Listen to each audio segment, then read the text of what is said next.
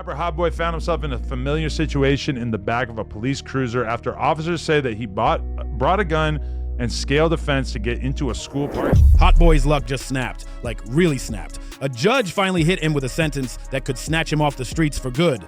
From petty little run-ins with the law to straight up serious charges, his rap sheet is thicker than a novel.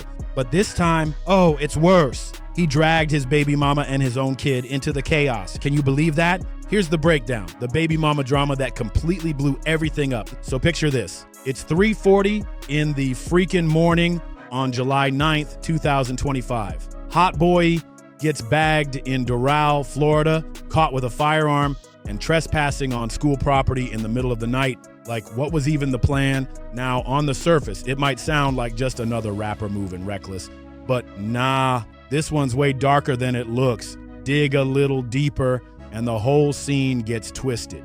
His legal team claims the madness popped off because his baby mama allegedly dropped his exact location on social media while he was laying low with his people. Putting your man's location out in the streets, that's the ultimate betrayal. You just don't blast your baby daddy's whereabouts for the whole world, especially when he's got ops lurking, waiting for a slip up. But that's exactly what Asia Monroe allegedly pulled off.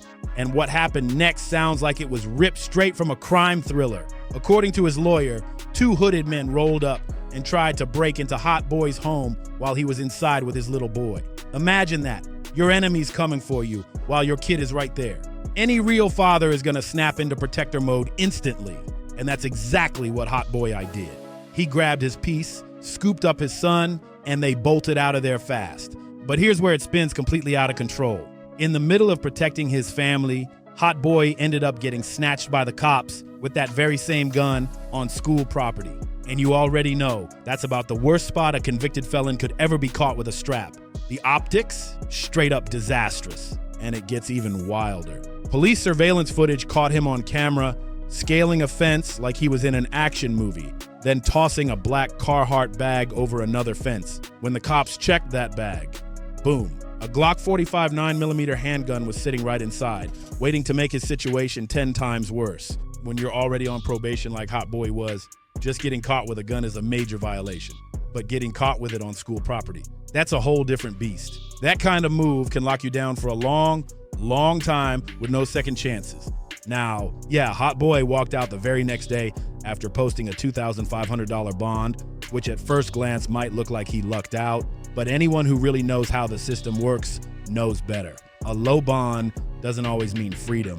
It's more like they're just giving you enough rope to set yourself up for a bigger fall. The real hit comes later in the courtroom, where judges don't play when it comes to repeat offenders, especially ones carrying heat near a school.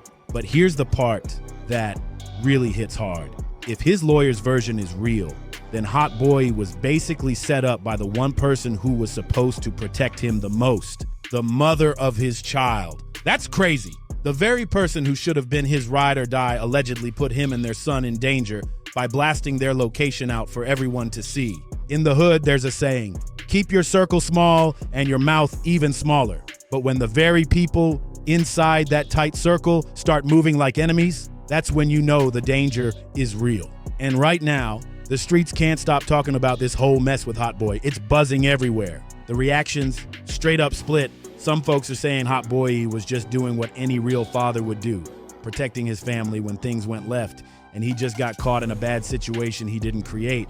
But others are calling him reckless, saying he should have known way better than to be out here moving with a gun while already on probation, especially after all the drama he's had with the law before. To police, Hotboii scaled a fence on the south end of the school and was later spotted on surveillance footage tossing a black Carhartt bag over a fence connected to a fancy community adjacent to the camp. But one thing everybody agrees on, having your own baby mama leak your location is next level betrayal. That's the kind of move that breaks every unspoken code in the streets. And what makes it even sadder, this ain't some random first-time slip-up. This is Hotboii's 5th arrest in just 7 years. Yeah, 5 times. That's a pattern judges will definitely zero in on. And when the courts see you landing in the same kind of trouble over and over, their patience vanishes quick. Plus, since he was already on probation from a previous case, these new charges could stack hard, Not just time for the new offense, but a whole lot more coming down on him. And don't forget, this ain't just about new charges. It's also time for violating probation. And the fact that a child was caught in the middle makes it even heavier. His lawyer tried to stress that Hotboii was only acting out of pure instinct to protect his son when all this chaos went down. Any parent can relate to that gut reaction. You'll do anything to keep your kids safe. But here's the cold truth. The law doesn't care about your good intentions. When you're a convicted felon caught strapped on school property, the judge ain't looking at the why. They're looking at the hard facts. Gun, felon, school. That's it. And the timing couldn't have been worse for his career. Hotboii had just walked out in September 2024 after serving over 2 long years on those heavy RICO charges. He was finally trying to rebuild, dropping fresh music, reconnecting with fans, and showing signs he was ready to leave the old life behind. It really looked like he was climbing back up. But this July 2025 arrest, it might have just smashed all that progress in an instant. One night, one bad move, and boom, everything's spiraling again. So now the question is, how did he even get wrapped up in a RICO case, federal charges, and all that street politics in the first place? Those RICO charges, they're the ones that had Hotboii locked away for over 2 years and showed the world he wasn't just some rapper making street anthems. He was allegedly running with and even leading a whole gang organization. This is where you really see how deep Hotboii was tied into the streets and how his music dreams got tangled up in some serious criminal heat. It's like, still take stuff like that. They just take stuff. They snatch iPhone. It all kicked off back in July 2021 when Hotboii got swept up in Operation X-Force, a massive 9-month investigation that didn't just take down a couple of guys. Nah, it snatched up 34 people, including another Orlando rapper. 9 locked 9. But this wasn't your typical drug bust or basic gang sweep. This was a full-scale RICO takedown. And when the feds start tossing around RICO charges, that means they've been sitting back, watching, and building their case brick by brick for a long time. They don't move unless they're sure. For those who don't know, RICO stands for Racketeer Influenced and Corrupt Organizations Act. It's the same heavy law the government used back in the day to crush the mob. When prosecutors hit you with RICO, they're not just saying you did some one-off crimes. They're saying you're part of a full-blown criminal enterprise. And that carries way tougher penalties than just a single charge. We're talking about potential 30-year sentences here.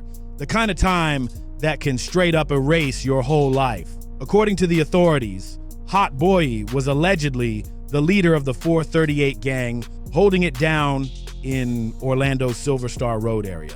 And they weren't just chilling, they were locked in a violent, no-turning-back feud with a rival crew called the Army Gang, allegedly led by none other than Glock 99.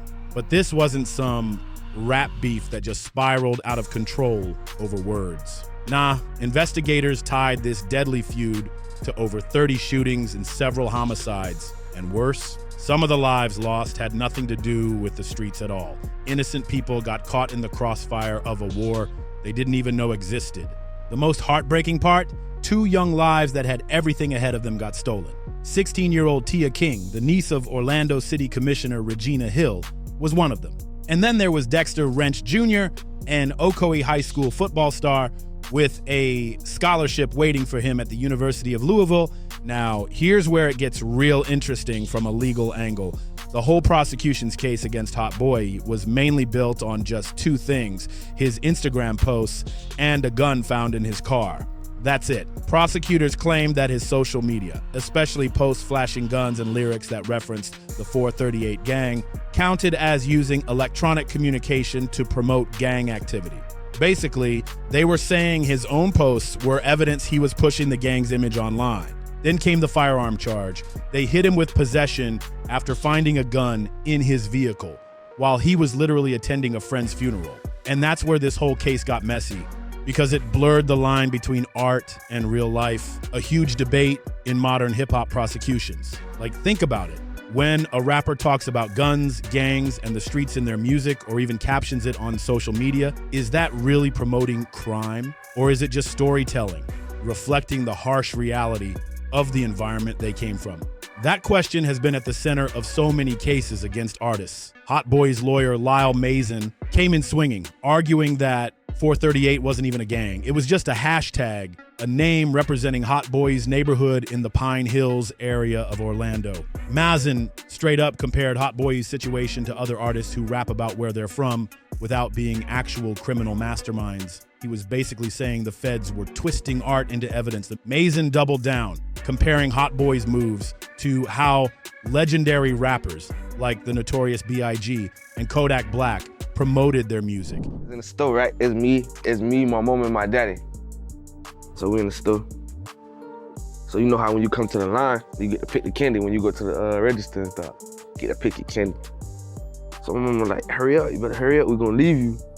Better hurry up. I still don't know what I want. I'm licking. They leaving, I grab the candy and I gotta catch up. I end up stealing it. He argued he wasn't promoting a gang, he was promoting his label, his brand, his music. Basically, the defense painted it as no different from Biggie or Kodak pushing their art and representing their neighborhoods. It was marketing, not mob activity. They also tried to shut down the firearm accusation by saying the gun found in Hotboii's car didn't even belong to him. It was his security team's weapon, strictly for protection. And honestly, in the rap game, that's a common setup. When you're beefing with rival crews, you can't move without protection. But here's the problem. When your security's strapped and anything goes sideways, you still end up tangled in the legal mess. What really turned the heat up was his connection to rival Glock 9 Iron and the Army gang. The feds laid out a trail of retaliatory violence that had been brewing for years, showing just how deep the feud ran. It got bloody back on April 14, 2020, when Demetrius Cox, linked to the Army gang, fatally shot Wolf Luther King Luma, who was connected to the 438 gang at a house party. That one killing lit the fuse for a vicious cycle of revenge that didn't just stop with one body. It snowballed into multiple lives lost, back and forth shootings, and pure chaos in Orlando streets. Over the next few months, the violence didn't just stay hidden in the streets, it started spilling into public spaces. One of the wildest moments came during a shootout at the mall at Millennia in Orlando, where the 438 gang allegedly tried to target Glock 99 in broad daylight. Nobody was killed in that particular incident, but it was a huge wake-up call. It showed this feud wasn't contained. It was boiling over into places where innocent shoppers and families could have been caught in the crossfire. And that's when law enforcement really started locking in. The FBI teamed up with local authorities and launched Operation X-Force, specifically to crack down on the escalating chaos. This wasn't some quick sweep. They spent 9 months quietly building their case. And when it was all said and done, they came down hard, rounding up 34 people tied to the alleged network, proving just how wide and organized this whole thing was. Prosecutors painted the picture of a sophisticated criminal enterprise, not just a couple of friends rapping about their environment, but a full-blown operation with multiple members allegedly handling all kinds of illegal business. And the courts, they didn't play around. Hotboii was slapped with a $750,000 bond right off the bat. That number alone showed how seriously the judge viewed the case. When a bond comes in that high, it's more than just a price tag. It's a clear message. We see you as a major risk, and we're not letting you just walk out easily. For someone who was just 21 years old at the time, being labeled a danger to the community was an insanely heavy situation to face. But here's where Hotboii's story flipped in a way nobody saw coming. After sitting behind bars for over 2 years, those intimidating RICO charges were actually dropped as part of a plea deal. He ended up pleading guilty to just a single count of conspiracy and was sentenced to time served plus 5 years of probation. And believe it or not, that was a huge win for his legal team.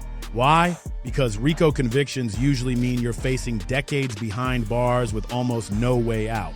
Beating that kind of charge is no small feat. It showed just how powerful his defense strategy really was. His lawyer argued hard that 438 wasn't a gang at all. It was simply a neighborhood hashtag, a symbol of where he came from, not some organized criminal empire. And surprisingly, that angle worked. Prosecutors ended up agreeing to a much lighter charge than anyone expected. When Hotboii finally walked out in September 2024, he wasted no time. He dropped a track called 9/11's First Day Out, and it blew up fast, racking up 1.2 million views in no time. That proved one thing loud and clear: his fan base never left him.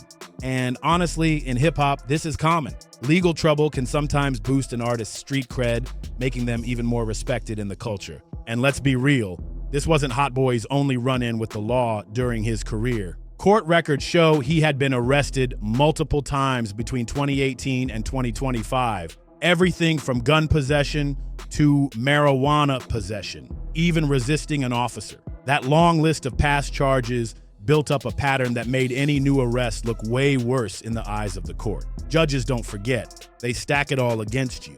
Then in February 2025, just months after walking free, Hotboii was back in cuffs again in Orlando. The details were murky. Some reports hinted it was for probation violations, but whatever the reason, it proved one thing: even after dodging the heavy RICO case, Hotboii was still struggling to completely shake off trouble. And that's the sad part. His legal drama kept overshadowing what was supposed to be a seriously promising music career. We're talking about an artist who had signed with major labels like Geffen and Interscope Records, who was moving in big circles with names like Future, Lil Baby, and Polo G. His hit Don't Need Time even went platinum, proving he wasn't just street hot. He had real commercial talent and the fan base to match. But the streets, they have a way of pulling you right back in, even when you're trying to break free. For Hotboii, it feels like every time he tried to put his focus back on the music, another wave of legal trouble came crashing down, derailing his progress all over again. The RICO case already stole over 2 years of Hotboii's prime career, time he can never get back. And now, this latest arrest in July 2025 threatens to wipe out all the progress he made since his release. But to really understand why his life keeps getting pulled into this cycle, you've got to look deeper. You've got to see where it all started. Because the truth is, Hotboii's story isn't some one-of-a-kind tragedy. It's a reality so many young men from similar neighborhoods live every day, caught between chasing their artistic dreams and being dragged back into the unforgiving grip of the streets. From Pine Hills to prison, the path feels almost like it's already written for some. To really grasp how Hotboii ended up staring down a potential life sentence, you have to rewind to the very beginning. Back to Pine Hills, Orlando, a rough neighborhood where a young boy named Javari Walker first learned that survival wasn't about waiting for opportunities. It was about taking what you needed however you could. The streets shape you from the moment you're little, teaching hard lessons that stick with you for life. Javari Walker, better known as Hotboii, was born on June 13, 2000, right in Orlando, Florida. He grew up in Pine Hills, one of the city's toughest neighborhoods, as one of 17 siblings. Now let me paint that picture for you. 17 kids in a single-parent household in one of the roughest parts of Orlando. Resources stretched so thin that even basic necessities felt like luxuries. Every meal was a blessing. Every day was survival. Kids in that kind of environment don't get to have a normal childhood. They learn independence way too early because mama can't be everywhere at once. Hotboii's father wasn't consistently in the picture, so it fell on his mother to raise all those children alone. Just imagine the pressure when the lights get cut off, when the rent is due, when the fridge is empty, and you've got 17 kids staring at you for answers. That's the kind of daily stress that would break most people. And Pine Hills, it ain't the Orlando tourists see. It's not the shiny Disney World or the happy postcards. It's a place where poverty and violence collide, where kids grow up seeing things they shouldn't, where the streets feel like the only teacher. And this is the other side of the city, the one tourists never see, a place where poverty and crime mix together, creating an environment that forces kids to make survival decisions way too young. When you're growing up in conditions like that, the streets start to look like, your only option, long before you're even old enough to truly understand the consequences. Hotboii found his escape early. He started rapping at just 7 years old, proving that even as a little kid, he was searching for a way to express himself, to make sense of the chaos around him, and maybe, just maybe, carve out a way to escape it all. Music became his therapy, his outlet for all the pain and confusion that came with living in Pine Hills. But while he was learning to rhyme, he was also learning the street lessons that came with survival. The first time Hotboii ever stole something, he was only 4 years old. Yeah, just 4. And he still remembers the incident vividly, like it was burned into his memory. That story might sound innocent, just a 4-year-old swiping some candy, but it actually says so much more about the environment Hotboii was raised in.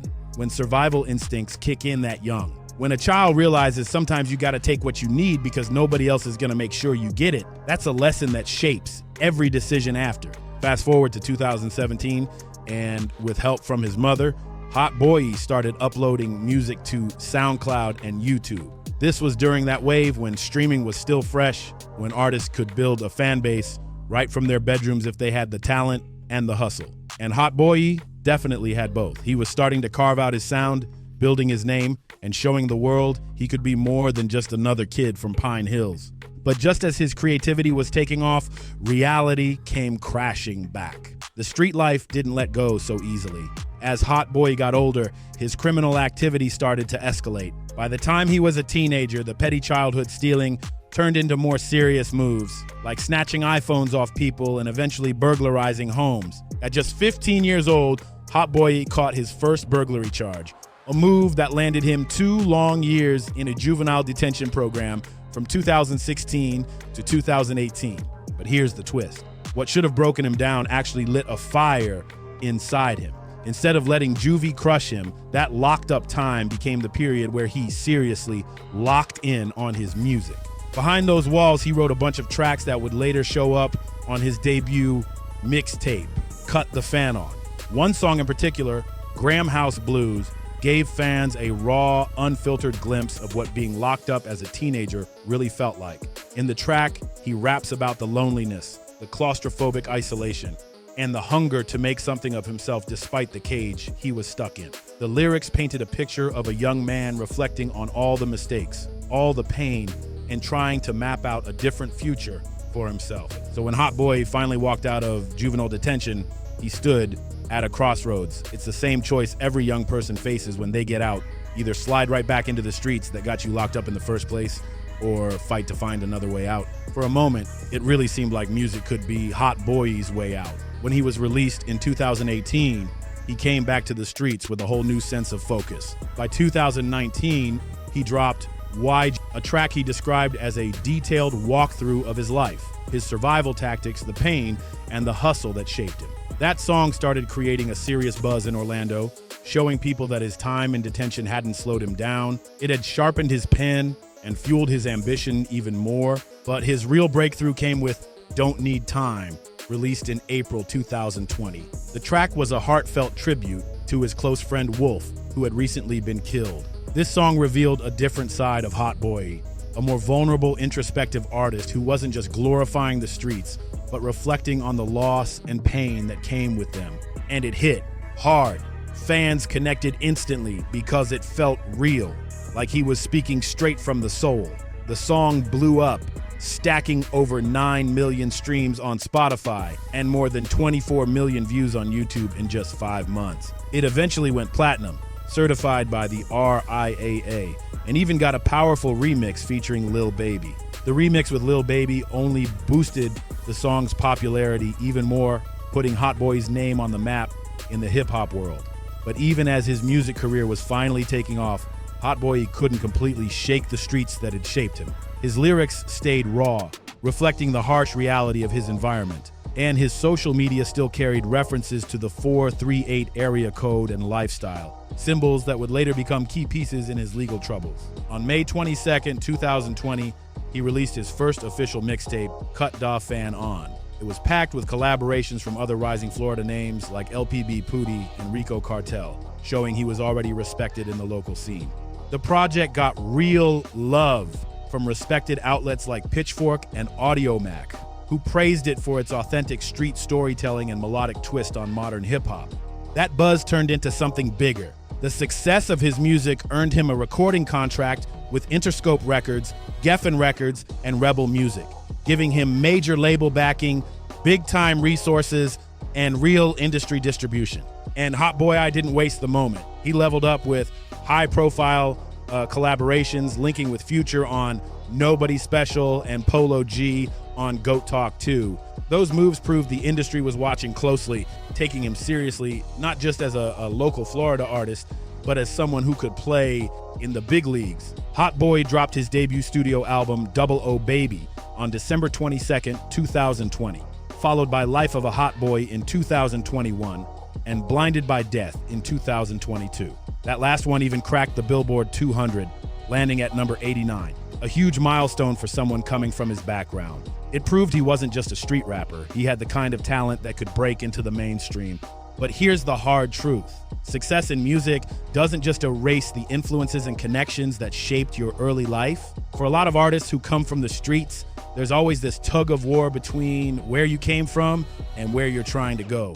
There's loyalty to your people, your block, your roots, but also the reality that staying too close to that same environment can pull you right back into the same traps. Hotboii's ties to the 438 gang and his constant run-ins with the law show just how tough it can be to fully separate yourself from the place that made you, even when you're achieving big wins. Because the streets, they don't just let you go, they follow you, especially when you keep representing them in your music, in your social media, in everything you do. And that's the tragedy of Hotboii's story. He clearly had the talent and the grind to build a long-lasting career. The streaming numbers, the chart positions, the collaborations with major artists, they all proved he could have stayed on top. And Hotboii proved time and time again that he could compete at the highest levels of the rap game. But the mix of his criminal history and ongoing legal troubles created a cycle that was almost impossible to break. His string of arrests between 2018 and 2025, from gun possession to drug charges, and eventually the heavy RICO case, painted a pattern the courts take very seriously when it comes to handing out sentences. Each arrest didn't just stand alone, it stacked on top of the last one, making the next one even more serious. It was like a snowball effect, where every slip-up only made the consequences heavier and harder to escape. You could hear the influence of his upbringing all through his music. Tracks like Graham House Blues and Don't Need Time came straight from his real-life pain. His time locked up, the friends he lost, the harsh lessons he learned on the streets. That ability to turn raw experiences into powerful music was his greatest gift as an artist. But it also meant he was constantly walking the thin line between art and autobiography, blurring the lines between storytelling and living it for real. In interviews, Hotboii often spoke about feeling like he had a responsibility to represent for his neighborhood, for Pine Hills, for the people coming from the same struggle. This sense of loyalty and representation runs deep in hip-hop culture, but it can also trap artists in a cycle, feeling pressured to keep ties and behaviors that don't always serve their best interests. And here's the final twist in Hotboii's story, the ultimate irony. His July 2025 arrest happened because he was trying to do the most relatable thing any human can do, his child. After everything he'd been through, the legal drama, the jail time, the fights to rebuild his life, he was still a father first when it mattered the most. But even that primal instinct, that most basic drive to keep your son safe, ended up setting the stage for the very situation that might now send him away for the rest of his life. It's a story that's raw, real, and tragic all at once. If you felt this story, make sure to like, share, and subscribe, because there's always more to uncover about the artists and the streets they come from. And stick around to see what's happening in our hood next.